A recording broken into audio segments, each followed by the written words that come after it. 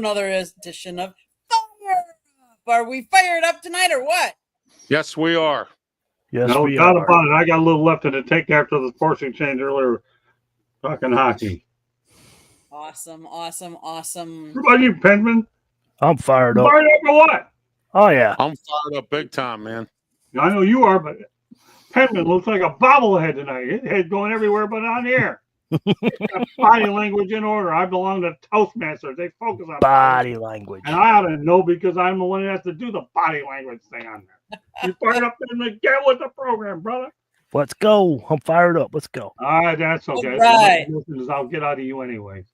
Let's start out with our first topic tonight. So I was listening to the radio the other day, and I've seen it on Facebook.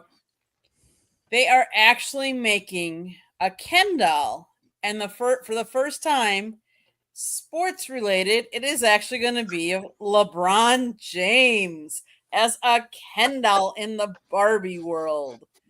What are your thoughts about that, Mr. Pensman? It was bound to happen. Like, he's been face of the NBA. He's been face of everything else. So he's the all-time score leader. So just be prepared to have a Ovechkin Barbie doll or eventually. So there'll be a Ovechkin doll eventually. Okay. Mr. Ralph, what do you think? Well, I think you better go out and buy it before you better go out and get it before the tariffs happen. That's all I could say. But I will say this: good for him, because as said, he's the face of basketball right now, of the NBA at this point. There's no one else out there. I mean, I've had LeBron James. He's the face right now. Okay, Mr. Scott, your thoughts about LeBron James as a Ken doll? You know, I have in common with LeBron James. We're both Capricorns. He was born on December 30th, 1984. I was born on December 29th, 1962. I know he's a good actor. After all, he did The Decision, which is the biggest public relations gap I've ever seen when he decided to mark his trail from Cleveland to Miami. Not surprised he would do something like this. He's a great entrepreneur, made a lot of money, won a few championships, not as many as he should, but more power to him. Got to think about life after basketball, and if somebody's willing to put that thing up there, let him do it. I'm not buying it. So he's not part. I don't care if it comes from China, Russia, Iceland, Greenland, Ghana. I'm not buying it anywhere. So he's now part of the Barbie universe. Mattel announced last week, Wednesday already, or yesterday, that it's partnering with the Los Angeles Lakers star and his LeBron James Family Foundation to release a Ken doll in his likeness. James is the brand's first Kenbassador and the first professional athlete to receive their own rendition of the Ken doll. I've heard it's gonna cost $75 for, and you can start being available for purchase beginning April 14th. So just a couple of days away. It comes with a custom varsity jacket, Nike Terminator High sneakers, Beats headphones, and a fanny pack. James worked out with Mattel to help customize the outfit himself. His version actually stands 1 inch taller than the standard Ken doll, and we already said what it comes in. It shows him how it's going to look decked out. First sports figure to hit the Barbie world. I wonder who's going to be, like Pensman, like you said. I wonder who's going to be next. My question is, are people going to line up outside for these things? I mean, the day it goes on sale, midnight, they're going to be out there with tents. I'm sure it's going to be a collector's item. Like Christmas time with the Apple stuff. Remember how they used to go out and just camp out in tents? And I mean, it was like a tent city, for these people camping out for this stuff. I'm just wondering if that's going to happen. I have a response to you, Ralph. What don't HYB stands for? Don't hold your breath. Okay, don't hold your breath. Well, number two, I'll just say this much. The only good thing about that is it's blue and white. And I do like blue and white. That's one of my favorite colors. And it's got a little bit of black in there. I wear a lot of black attire, blue and Yeah, white, there you like that much. I would pay 75 cents for it. You could give it away for free. I don't want it. But there are a lot of people who do. Nothing against him personally. I just think that the guy, to me, lost his Am I credibility going to do that? when he decided to have that TV show, The Decision, rather than do it the right way like anybody else, sign as a free agent. But he wanted to make a circus out of it, and he didn't have as many championships as it was promised in Miami. So I have nothing against what he's doing marketing wise. I always said he's a shrewd entrepreneur. I'll never take that away from the guy. I really never will. He's won his all-time scoring record, albeit during an era that I don't think he would have gotten nearly as many points if he had played in the 80s and the 90s, but that'll be for another show. I wouldn't buy it. I don't want it, but I'm glad Candy's used it as a topic because I wouldn't have come up with it on any of my shows. That's why this is Fire Up, and that's why it's a country club, and that's why Candy and Blake's hosting it. It's original. Okay, we just finished this past weekend. Scott and I were in Tampa. We got to see the women's Final Four, and then we also got to witness the men's Final Four. So your takes on both tourneys, if you watched, and if you didn't watch the women's tournament, I get it, but what are your thoughts on how everything turned out? What did you like about it? What didn't you like about it? We're going to start with Pensman again. I didn't watch the women's, but I did watch the men's. I thought the Houston and Duke game was good. Thought the Florida game was good. The championship was exciting. I thought, and Houston turned around. Like I said last night's show, that Houston turned around when they played it. It was like a whole different team when they played Duke. I mean, they took it to Florida, but Florida stuck it out and fought to the end, and they couldn't make that last play. So I was impressed with the Final Four. And with the women's Final Four, I kind of figured Gina was going to take it. Okay, Ralph, your thoughts? Well, I didn't watch the women's game either, but I will say the men's game, I caught some of it. You know, I got to give Kelvin Sampson a lot of credit. His team with that defense, you could still play defense in basketball and still be able to win games. It was just sad that he couldn't beat Florida in this game. Okay. But as I mentioned, I watched a little bit of it, and I like Florida. You know, they came out on top, and they deserve it. I was expecting Duke. It was like Pensman here. I was rooting for Duke. And, but that's fine. The best teams won. And, it's Connecticut and Florida. So there you go. Okay, Scott, your thoughts? Number one, shame on Pensman and shame on Ralph. You both knew we were there. Should have given the ladies a little bit of love. Really? Seriously, really? I like Connecticut. Oh, wait, let me finish, Williams. I can't believe this. I got Bozo and Oopsie on the same set with me. Two cotton-picking clowns. That's what you guys are. Give the ladies a little respect. Gotta love them. Candy, do you have that picture of Gino and I in the system? So hope you have it, right? Look at this. You can't get any better than that than shaking the man that's won 12 national championships after his highest moment. He was great to me throughout the whole weekend. Gino Auriemma and the Motor City Madmouth, people. And we got Bozo and Oopsie that didn't even watch it. Really? Seriously? Really? Well, at least I get my couple in for the night. Don't even know if I'm wearing the hat. Don't really particularly care. But with all due respect, the women's was unbelievable. I was hoping that Gino Auriemma would win the whole thing. The door opened for him when Juju Watkins wasn't able to get there. But kudos to Corey Klaus, I believe, who to me was a sensational person to talk to. Hats off to Dawn Staley, who played well, and the University of Texas. UCLA's better days are ahead. Texas caught a lot of people's eyes for sure. So as far as I'm concerned, the women's tournament was orchestrated real well. Hats off to Brian Segrest, who was the one coordinator for the University of South Florida Bulls, and as well as the NCAA women's organizers that gave me the necessary access I needed to cover the event efficiently. And also a couple things I want to talk about during that weekend is Leo Haggerty and I had an opportunity to do the Motor City Mad Mouse show at Black Rock Bar and Grill out in Tampa. Kudos to Craig Picard for hosting us. That was an unbelievable. I watched that if that gives me credit. Well, it gives you a little bit of credit. Well, he got a little bit of it back there. I'll give him that. That's what I mean. If I got some credit from watching Well, that. all right, you get some. I'll give you that. All right, so All you right. redeemed himself a little bit. Yay. But also, no, and also I had an opportunity to speak to somebody I covered many years ago when I was working for the Tampa Tribune, Jackie Eisenhower, who was averaged like 18 to 20 points a game, and with Armwood High School that proceeded to get a scholarship in University of South Florida, my alma mater. So that's why I'm wearing this shirt so proudly, USF.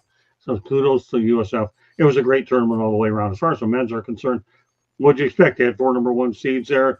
Everybody that seeded them got it right. Bruce Pearl lost to Florida second time, and Kelvin Sampson, unfortunately, they couldn't get a shot off within the last 10, 11 seconds left. But Houston played gallant. I predicted Florida to win it all, so I have no complaints on how my final winner turned out. Worked out well for the Gators. I'm happy for the Gators. Go Gators. 65-63 in favor of Florida. Okay, so my thoughts. The women's tournament wasn't as close as I thought it would be. It wasn't as close as the men's side. They were more lopsided.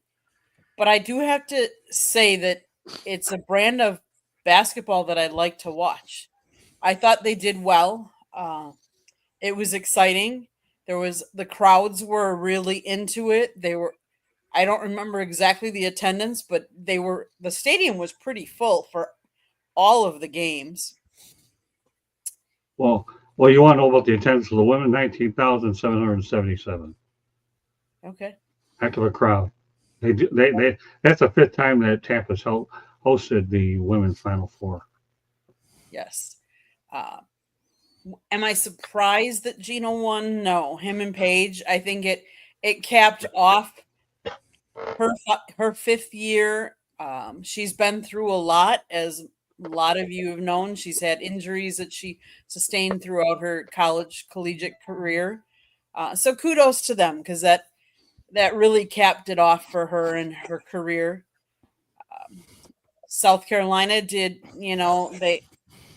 they got beat pretty bad in that game, and it was interesting. What I would say is we're going to be still putting up a couple more videos yet.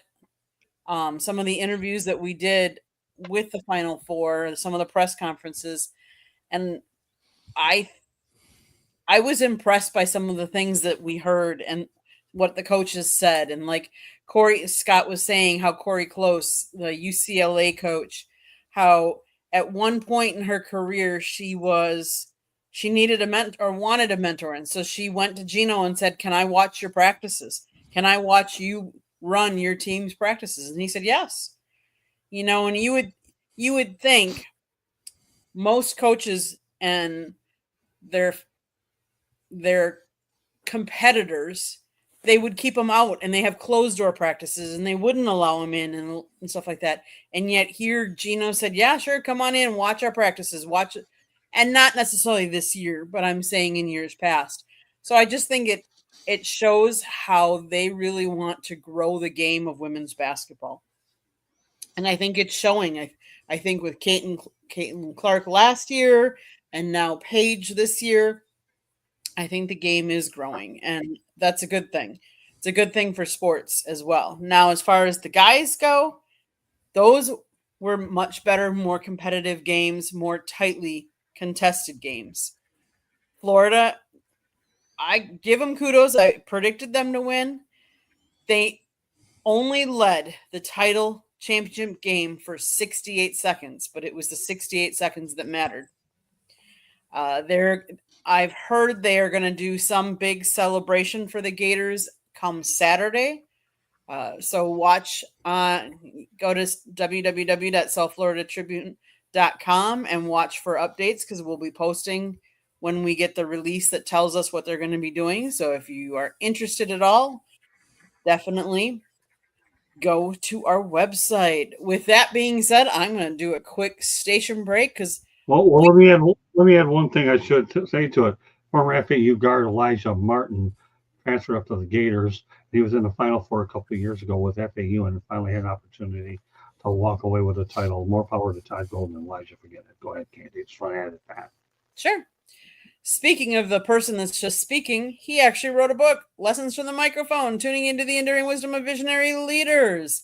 Talks about Scott's 40 plus years in the media business and how it has changed and evolved. Go get your copy today. It's available on Amazon, Barnes & Noble, Kindle, Google, and Apple Books. There's also a link on our website, www.southfloridatribune.com, where there's a link to our merchandise store as well as a plethora of great content. Go check it out. If you like to listen to podcasts, you can find us wherever you get your podcast. If you want to be a guest, you can always email us at southfloridatribune@gmail.com. If you want to advertise, you can call Scott 954-304-4941.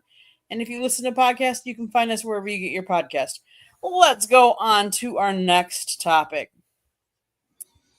And we've talked a little bit about this, but I thought some of the numbers have come out, so I wanted to revisit it. The NC2A is in transfer portal chaos. There are 2,033 men Division I basketball players who have entered the transfer portal as of April 10th, according to verbal commits. That's about 35% of the 5,607 players at the beginning of the 24-25 season, including players who will graduate this year. Not all of those players are on scholarships, meaning the players in the transfer portal make up an even greater share of minutes and benefits. While the number of transfer aspirants has yet to surpass last year's total, which was 2,088, players can still enter the portal as it will remain open until April 22nd. The 30-day transfer portal window opened March 24th. On the other flip side, since we're talking men and women's, on the women's side, there is more than 1,300 women in D1 that have entered the transfer portal, which is about 25% of the 5,048 who were on rosters at the beginning of the season. Your guys' thoughts, and I'm going to start with Ralph this time, about the basketball transfer portal and the play. Well, it's the same as football. It's chaos and out of control. I've said this many times. You need to have it, football, you need to have it before spring games, and then don't have it again until the bowl season ends. Only have it once, because what's happening now is you're getting teams like Jeff Capel now for Pitt, which, of course, he made the cardinal mistake of turning down another NIT bid, but still, a lot of his guys left. He has to recycle all those players again. And now it's getting a little out of control here. There has to be, and I say has to be, Candy, Scott, and Pensman, there has to be some structure here sooner or later, because this is just getting totally out of control. You can't stick with a player on the team because you don't know if they're going to be there when the season's over or in the middle of the or whenever the transfer portal happens. You can't keep up with anybody either because they're going to all these different schools. I mean, it's like you have to literally have a playbook to figure it out. I mean, literally, and I've said this many times, there has sooner or later has to be some kind of structure here. Somebody got to do something because it's out of control. Scott. Well said, Ralph. I'll take it a step further. Transfer portal does not need to be active during March Madness, period. That's it. Exactly. Afterwards, yeah. Same holds true during bowl season. Wait till after the bowl season. Don't need it then. You don't need teams nearly having to forfeit games just because you can't build a representative squad. You can't do it. All you have is free agency in college sports, period. I get it. Somebody's not getting enough playing time, go somewhere else, get an opportunity. In addition to NIL money or transfer portal, your ultimate goal is to get to the major leagues of any sport that you're participating in. That's where the big payoff is, not all this short-term income that you can get through NIL on a loan transfer portal. So everything you said, Ralph, is totally on point. I'm just adding a couple of things to what you already said. That's all I have to say. Pensman, your thoughts?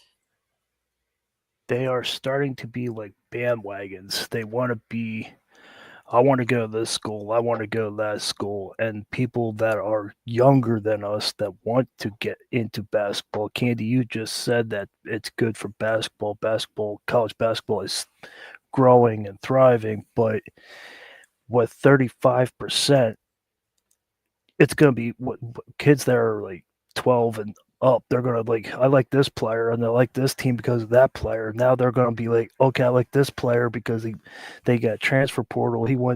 Somebody went from North Carolina to Arkansas because he wants to play for Calipari. And he's like, oh, I like that player. I like Arkansas now. And everybody will think they're bandwagons. And there's just no fan base anymore. That's what the fan base level is going to go down. They need to keep this under control, like Ralph said. Yes. I agree. I think there's a time and place for the transfer portal that can make it work, but I think before the end of a season, before the end of the whole season, the March Madness is too early, and I think opening it up is an unfair advantage for the teams that are actually in the March Madness, because if the transfer portal is already open, how many recruits are you recruiting when you're trying to get your team to win March Madness? Whereas other coaches that are not in March Madness can be out there recruiting and doing all that. I just think, NBA free agency isn't during the playoffs. You don't see that. Why would the college do it? You think? These guys are this is a league right now that's making friends with each other during the playoffs and playing patty cake. They're recruiting all year round, Candy.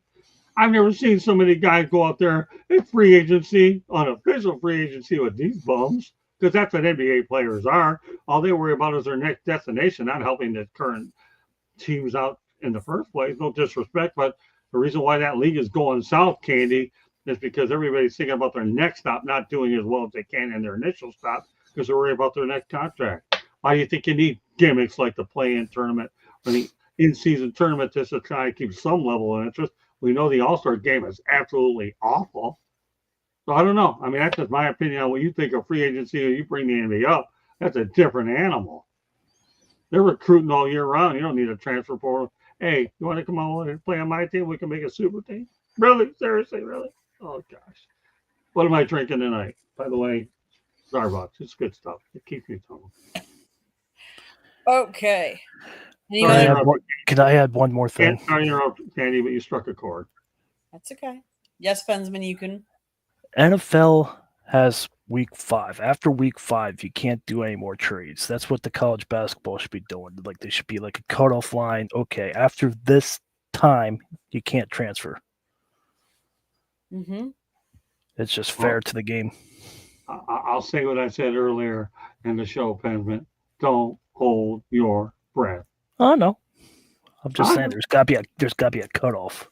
Well, I'm just saying too. Don't hold your breath. So I'm gonna switch topics. There are 5 Major League Baseball teams that are off to very slow starts.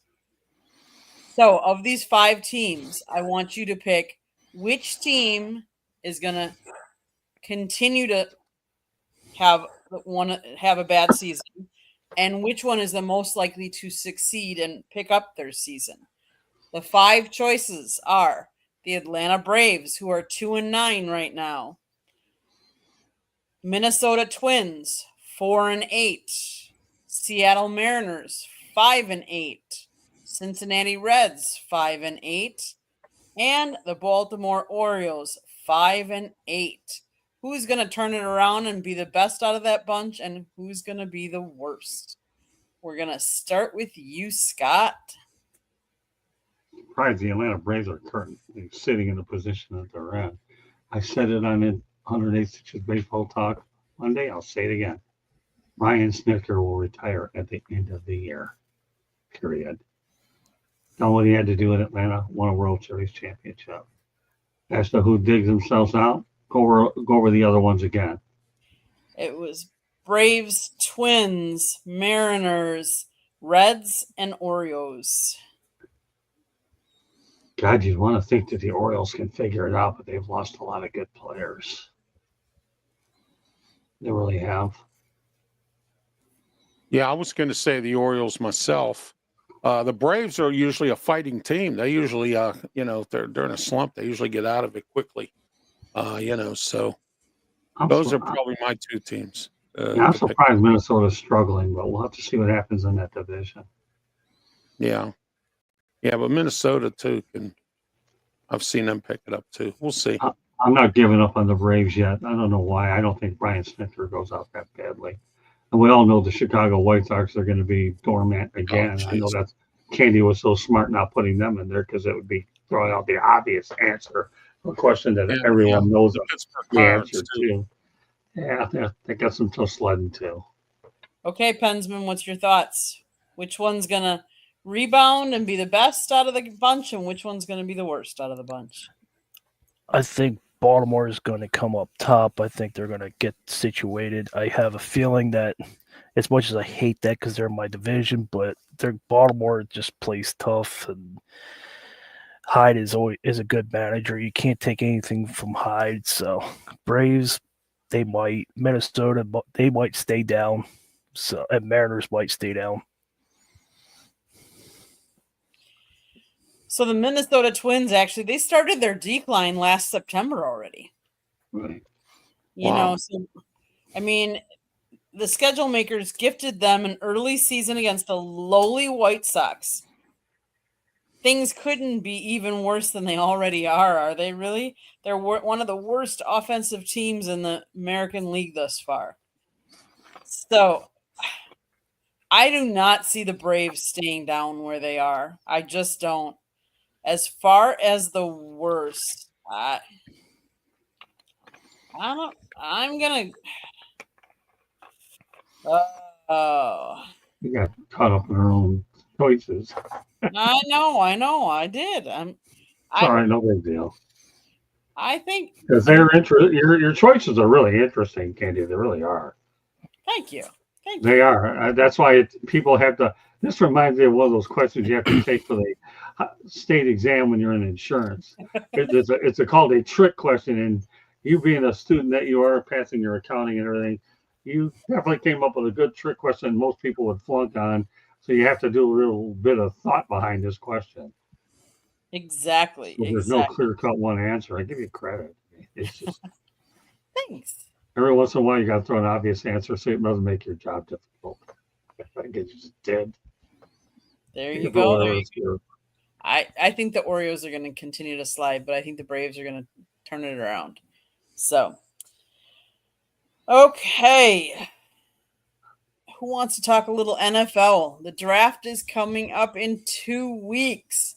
I've seen different pictures of Green Bay and how they're prepping for it and how they're building a stage, and they're going to, it's going to be outdoors. So let's hope it's not cold weather or they're not freezing. As I said last night on Sports Exchange, back in 1973 on April 9th, Milwaukee got a foot of snow. Let's hope in 2 weeks they're not getting a foot of snow to try and have the NFL draft out there. But most of us Hey, Candy, real quick. I wanted to say for your Milwaukee Brewers, have fun with Quinn Priester. Okay. He didn't do anything with the Pirates. He was mediocre with the Red Sox, but, they traded him to Milwaukee, so have fun. Hey, Milwaukee needs a little help. I shouldn't say that. They started out really bad, and then they've turned it around. So you just never know. And sometimes it's a change of venue, change of team, manager. Sometimes people flourish where you don't think they will. So you never know. Yeah, you're right. So let's go to NFL a little bit in the draft. We all think, well, I don't know if we all do, but there are a lot of people that are projecting Cam Ward to go number 1 to Tennessee.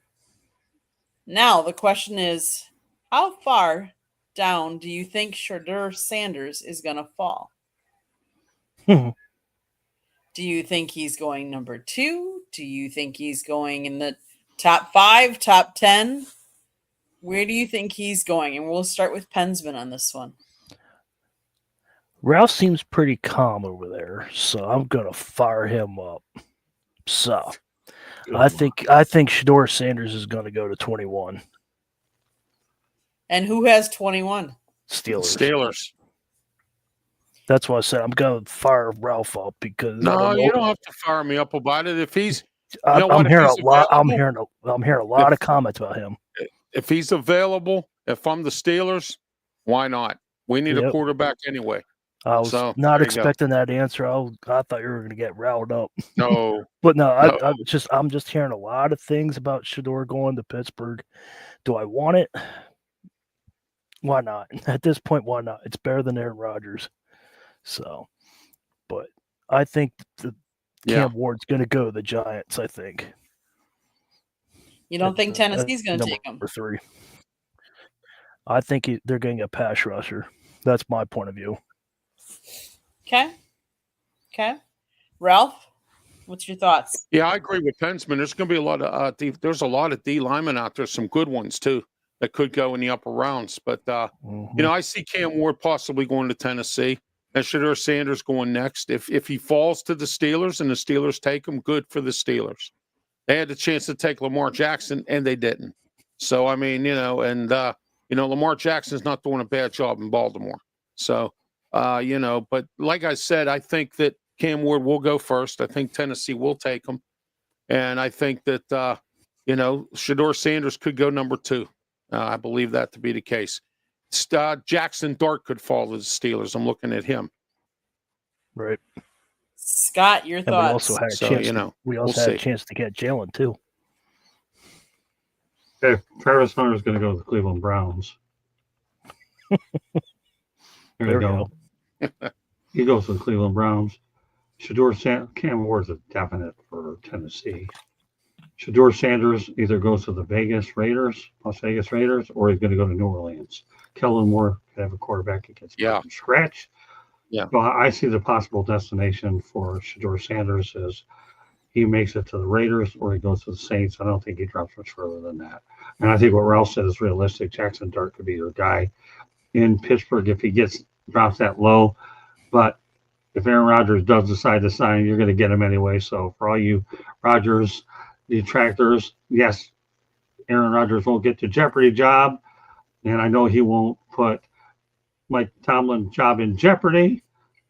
I still think Rodgers is going to ultimately land in Pittsburgh, but Jackson Dart could be a good possibility to land with Pittsburgh. But I'm definitely going with Shador Sanders with the Raiders once again, or down in New Orleans. I don't see anything else. Travis Hunter is a good player. And by the way, Scott, you make a good point, because I'm going to tell you why. I had a guy on Tuesday on my Sports Corner show named Ryan Neal. He's with Amped Up Sports, and he covers the Saints. And he went into detail about how the Saints are $80 million in a hole in the cap. Okay? Kellen Moore needs this draft. I actually think I met Ryan out in to get himself started with this team, and a quarterback is where he needs to go. Yeah. You're a new coach. You need a quarterback. About that, Scott. Good. You think Derek Carr's your quarterback of the future? Don't hold your breath. I don't see it. You got to start a new regime. You need a quarterback. How quickly he plays depends. Kellen Moore, don't sell the guy short. If Tennessee takes Cam Ward, does he start right off the beginning? Depends on who their backup quarterback. Depends on how pro ready he is. You find out probably during the OTAs, and especially at training camp. I think he's the most pro ready quarterback. Candy, and I've seen the guy play a lot of times. He's ready to stand in the pocket, do what he has to do. Anybody's capable of starting from day one. I definitely don't think there's any doubt Cam Ward is ready to do it. Okay.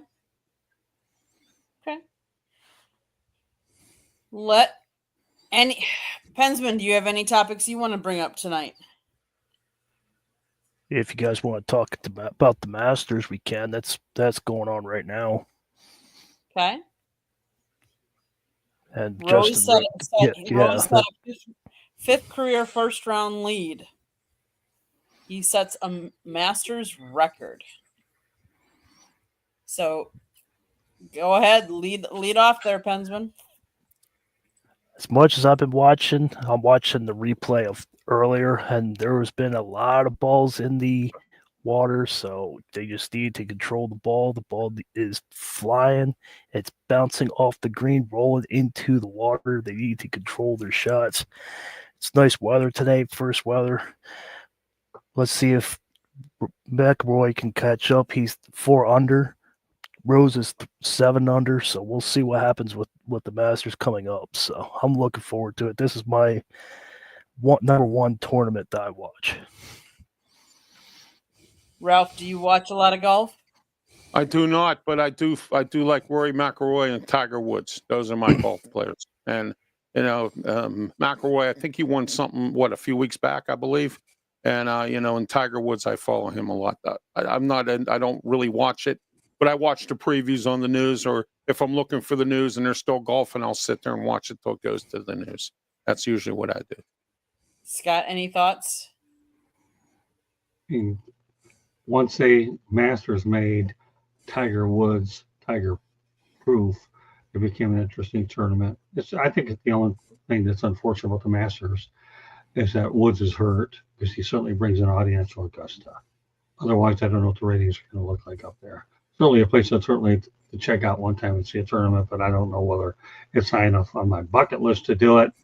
But without Tiger Woods, I think you definitely miss that audience for sure. Okay. Anybody want to talk about Ovechkin taking over Wayne Gretzky's? I mean, if we're talking sports, I don't know how you can't at least mention the fact Yes. Ovechkin took Wayne Gretzky's scoring title away from him. But what I liked about it is how Wayne was there, and how Wayne was, gracious and talked about it, and how Wayne had Gordie Howe's pin on. So he did the same thing for Gordie, and that Gordie did for him. So I think it's great for the game. I mean, records are there. Records are meant to be broken. Some of them won't ever be broken. I don't know if this one will be broken ever again, but the graciousness that Wayne showed, I thought showed a lot of class. And anybody else want to comment? Scott, you want to comment? I'll be more than happy to. Number one, at least Ovechkin had enough confidence in himself. He didn't do it via the empty netter. God only knows how many empty net goals he had in his lifetime. He actually scored it against a goaltender from the New York Islanders. And Gordie Howe went out there and certainly was there when Wayne broke it. Remember, Gordie Howe wore 9, and in order to honor Howe, Gretzky decided to go 99. But let's not kid ourselves. We all know that Gretzky is the all-time points leader. That's a broken that won't get touched. And I don't think his goal scoring record ought to get touched nowadays either. I think Ovechkin, he'll hit that 900 mark, and that'll be sacred territory, whether it's this year, next year. It doesn't make any difference. It's a good record. Hockey needed a record like this. Everybody took the high road for it, so more power to them. I mean, we talked about that a lot on Sports Exchange earlier. How many empty netters did Ovechkin have? They all counted. He just didn't want it to go out there and be the one that would end up getting the record. But you never know if there's any other opportunities to get in there. It's good for hockey to see a goal scoring record like this. And the best part of Ovechkin, he has won a Stanley Cup. So not like he has a record without a Stanley Cup. He has one more year left on his contract. Sure, it'll be quite a year next year. And I personally think that the Washington Capitals would be my favorite to win it all in the Stanley Cup. I'll give you a prediction. I don't come on the show that often. So I'll put it out there that if I were a betting man, and I'm not, the only time I like to bet is when we're in the casinos, and we need to enhance our income a little bit. And she knows I like to gamble a specific way. Casinos aren't going to get me to go ahead and dole out a lot of dough. All I do is buy souvenirs. But if I were a betting man, I'd say the Washington Capitals are going to win it all. And Ovechkin gets a scoring record, and he gets a cup in the same year. That's what I think. Ralph, your thoughts? Oh, I'm good for him. I mean, I'm glad that he, broke the record. And like Scott said, all he needs now is a Stanley Cup. And, that'll just secure his legacy even more. it's always great when you break a record like that to add something like the Stanley Cup, just like if you're, a football player and you've done everything in the NFL that you can do, but you don't have that one thing, and that's the Super Bowl. But now, he has an opportunity, and like Scott said, Washington could actually take it, this year. And if that's the case, good for Ovechkin. I'm happy for him. I mean, I'm glad that, he did that, and I wish him well in his, further endeavors with his team, and I hope they win. Pensman? Ovechkin is a fierce competitor. He is a scrapper. He does what he does, but I can't stand when the Capitals and Penguins play. But if it'll be nice it'll be awesome if he retired this year, but it's not going to happen. But if he got the record broken, I'm just saying it would be nice. If he got the Stanley Cup and the record broken at his last year, that would have been awesome. But what you said about Gretzky, I saw that. I was watching that live, and what he did was incredible. Went down there, had a ceremony. It was an awesome ceremony to watch. So kudos to him. Awesome. Okay, let's go to my town and talk about what's happening in your town. Let's start with Pensman. Well, the Pirates are on a 3-game winning streak. They beat the Yankees, and they won 2 straight against the Cardinals. Penguins are eliminated, and that's what's going on in my town. Okay, Scott, what's happening? I'm going to adopt Gainesville as my hometown. Why not? Number 1, Billy Donovan, former Gators coach, gets into the Naismith Basketball Hall of Fame. Won 2 titles with the Gators. Actually, I had a chance to see a game over at that arena when he was coaching. I didn't talk to him a whole lot. Just took in a game over there, and more importantly, they won their 3rd national championship. So I'm happy for the Gators. I picked them to win it all. They lived up to it. NCAA men's basketball tournament. Can't blame all the bracket people. They got it right. They had all 4 number 1 seeds in it, and it came down to a 1 versus a 1. So I'm going to adopt Gainesville as my town, Candy, and congratulations to the Florida Gators. You had a wonderful year. Another thing I want to mention to the Florida Gators, don't sell their baseball program short either, because I go out there and promote a lot of their baseball press releases, and they go out there and they produce a lot of great major league players. They really, really do. So kudos to the Gators. God bless. And we appreciate you being a media distribution partner as well. Okay, Mr. Ralph. Well, I have a lot to talk about here. First of all, I want to say congratulations to my friend who's also the head coach, Claudio Rosano of the Carnegie Mellon University baseball team. They are rated number 6 in the top 10 in Division III baseball. So I want to say congratulations to him for that. Also, Robert Morris University is number 8 in Division III baseball in the NCAA. I want to say congratulations to them. And the Steelers are still scratching their heads so bad they need Head and Shoulders, waiting for Aaron Rodgers to show up at the Southside headquarters. Also, I'm not real happy right now with Bob Nutting. I haven't been happy ever with Bob Nutting at this point. But the lowest to the lows was on opening day when you decided to take Roberto Clemente's 21 sign down and put up a silly commercial or some kind of a sponsor spot or whatever. Okay. The second thing you did wrong in the last 2 weeks, you screwed the fans. You screwed over people in Pittsburgh who bought bricks in 1999 when they to be put up and stay there when they built PNC Park in 2001. And one of them happens to be a friend of mine whose name is Tom LaJerky. He's one of the best ring announcers in independent wrestling, and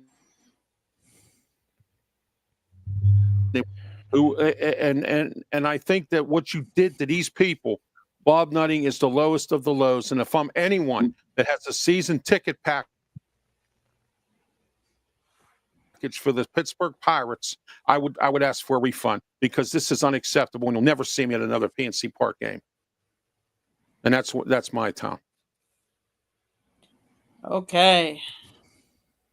I'm going to say kudos for the franchise first. Last night was the first time the Brewers have ever scored 5+ runs in 3 different innings in one game. Even crazier, it wasn't a fluke. Milwaukee has scored 39 runs in their last 4 games. So for the last couple of years, we have talked about how the Brewers have not been able to get their bats going and their offense wasn't going, and how we were getting to the playoffs on our pitching. Right now, our bats are hot. Let's keep it that way. The Bucks are doing well. I think they clinched a playoff spot, even with Damian Lillard on the injury list. But they got what's his name back? I can't remember. He just came off suspension. They're doing well. The Milwaukee Admirals are doing really well. So things are looking up in Wisconsin. So with that, anybody else have a topic they want to bring to the table tonight? Well, let me ask you a couple of questions. Who have the Brewers been playing the last couple of days? Who? They lost today. They did 6-2. lose today. Then haven't they been playing Colorado? Yes. Well, my goodness. Be I tell nice. you Be what, nice. Don't tell me to be nice. Let me tell you one thing. That's a Rocky Mountain high. Everybody thinks torpedo bats are high. Balls fly out of Coors Field with that high altitude. Uh-huh. Really? Seriously? Really? I mean, come on. If you're going playing baseball out in Denver, is like playing wiffle ball. Hey. That's all I'm going to tell you. As far as your Bucks are concerned, it'll be interesting around the house this weekend when the Pistons take on the Bucks for a couple of games, which will be nationally televised. It'll be interesting to see how the Lions-Packers rivalry brews on the hard court, even though we don't watch anyway. I do want to have a little promotion. I'm sorry to dampen your spirit, Candy, when you bring me on. Anything can happen. I haven't had any caffeine today, by the way. I'm feeding off of energy and adrenaline today. But the reality of the situation is I do want to talk about Monday night really quickly. And I'm one of those types of people who's a gunslinger in this industry. And I'm going back to the gunslinger approach this time.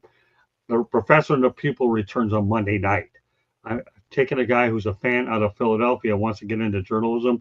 There's a very wide open personality. I brought him on Inside the Pigskin. Pensman has worked with him, named Steve Reichel. And what do you think of Steve, Pensman? Good guy. Yeah, Really he's a good guy and he's wide open. He's going to be the new pupil on his show. He's a really good guy, and I'm looking forward to having him on. He does wonderful work, and I reward. My goal here is make sure he develops as a writer, and ultimately he'll be able to tag team with me, myself and Candy, on specific types of projects down the road. But Steve is one of the classiest people out there. He's a student, and I'm willing to take anybody that has a heart and mentor him any way I can. Ralph has come along real well. Pensman is doing pretty well. Steve Reichel has a right working attitude to do what he has to do. Steve's an animal on social media. He works his tail off, and he has a lot of followers. But more importantly, his energy and what he brings to the industry. So Professor and the Pupil, that'll air around 7:10 Eastern time before 108 Stitches Baseball Talk. Will be a great lead-in as well. Hope you can join us on Professor and the Pupil. If there's anybody who's definitely deserves to be on this show, Steve has earned the opportunity, and it'll be him and I, one-on-one. Be wide open. We'll bring something new to the table week in and week out. All right, Candy. Just wanted to throw that in there. Thank you. No, that's fine. Go ahead, Pensman. Ralph, did you know that Marc-Andre Fleury played his last home game last night in Minnesota and they won 8-7 in overtime? Wow. No, I didn't know that. I do know this is his final season. Yeah, this is. I also forgot to mention former Penguin GM Ray Shero passed away. Is that what was going on? Yeah, actually mentioned that. A good point, Ralph. I mentioned that on Sports Exchange today. Ray Shero, if you're going to throw him in there, Greg Millen also passed away. Rest in peace for both of those fellows as well. I was wondering why everybody was asking me if I'm all right. I'm like, yeah, I'm fine. Well, in fact, here's another little note worth mentioning. And that Fred Shero, his father, passed away at 65. Ray dies at 62.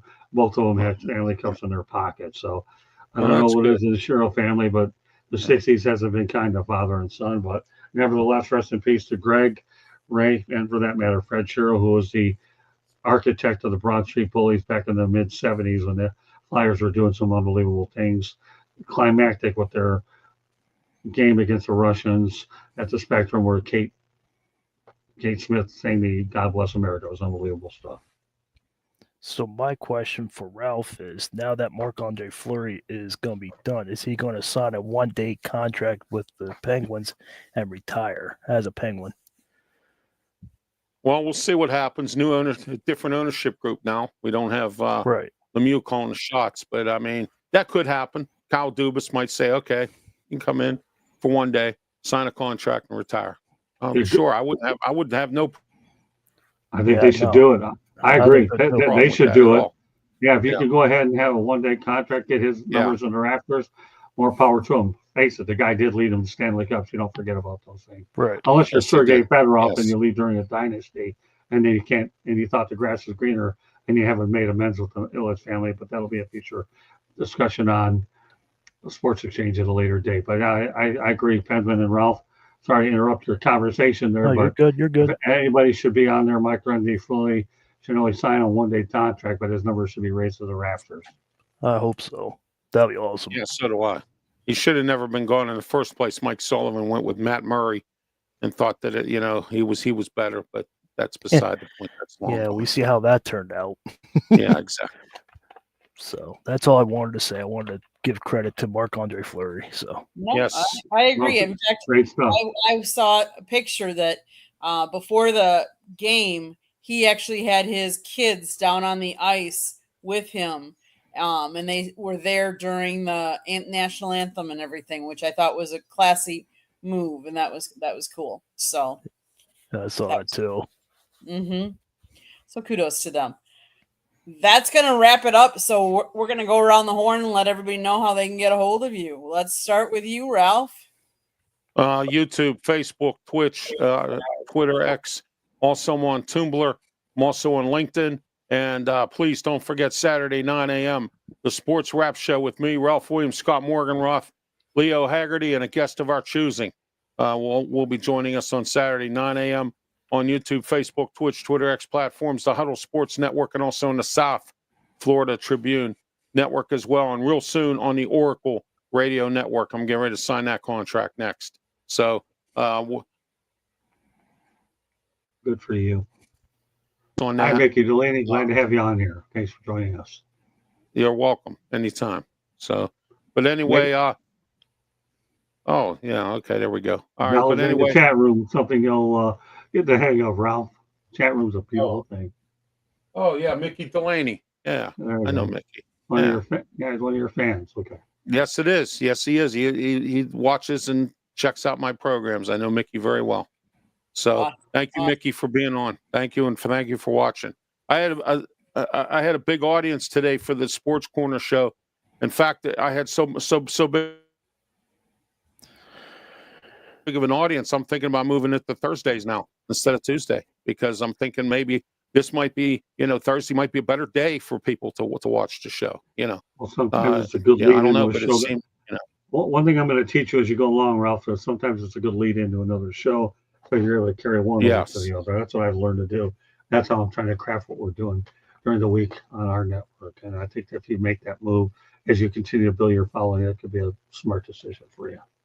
Yeah, well, I have to see what Huddle Sports Well, that's fine. I mean, it's another conversation off camera. tells But me. I'm with you. If I can even get that, Yeah. Okay. Oh Hensman. yeah. If I can get, even if Huddle Sports says no, I'll just move to Thursday anyway. I mean, So there you go. But anyway, that's how you can get a hold of me, and also my radio shows too on Saturday, 8 a.m. to 9 a.m. The Ralph Williams Tony Moreno show. We talk general topics locally in Western Pennsylvania, and then 2 p.m. Sports Corner radio show on 1250 a.m. 92.5 The Answer with me, Ralph Williams. Smoking Jim Frazier, Claudia Rosano, head coach of Carnegie Mellon University baseball team, and Luther Dupree. So there you are, and that's it for me. Okay, Pensman, how can people find you? YouTube, X, and Twitch now. As of Monday night, you can find me on Pensman Sports 07 on Twitch. I could not do Pensman Sports for some reason. I guess it's used or something, but I have 07 over there on Twitch. So if you're on Twitch, come over and follow me. I got some stuff cooking, so come on over. Scott, I'm assuming you want me to take it? That's a good assumption, Candy. Hey. A really good assumption. This man, Scott, he wrote this book. It's an awesome book. Lessons from the Microphone, Tuning into the Enduring Wisdom of Visionary Leaders. Not only does it talk about how the media business has changed, but if you're looking to get into the business, it's a great book to read and to emulate, so you know what you're getting into. And he's got tons of stories for those of you that maybe aren't interested in getting into the business but want to learn more about some of the stories. Scott, he's had some great interviews. He's got a picture in there of him and young Muhammad Ali. He's talked to Tommy Lasorda. You name it in the sports industry, and he's pretty much interviewed just about everybody.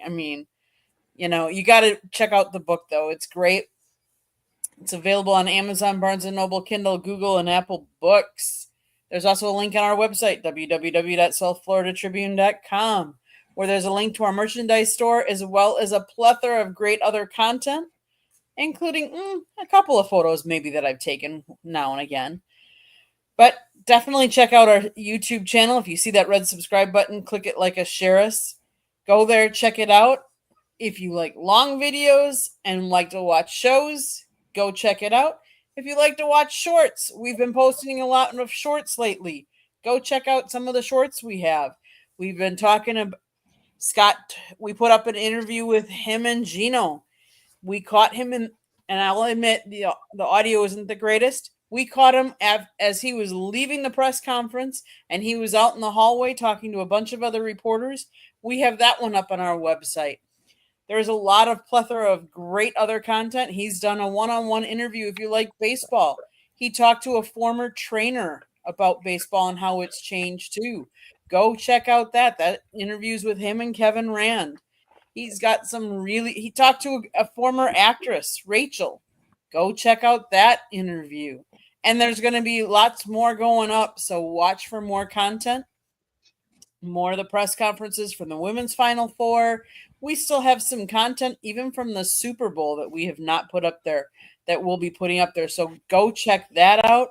He's got a great interview with Daryl Moose Johnson, who used to play for the Dallas Cowboys, and now he's doing the UFL. So go check out a bunch of these great interviews. You learn a lot and you'll be entertained. Scott, really, seriously, really, Scott? Where's that hat? And wear it tonight. Oh, man. Yeah. All right. So he's got a great content. If you like to listen to Oh, podcasts. by the way, Candy, I missed something here that I wanted to talk about. I'm sorry to interrupt you. Go ahead, Candy. I'm sorry I didn't interrupt you. Go ahead. Go ahead. I wanted to say this Saturday, I will be at the Pennsylvania Pennsylvania State Sports Award ceremony this Saturday. I've been invited.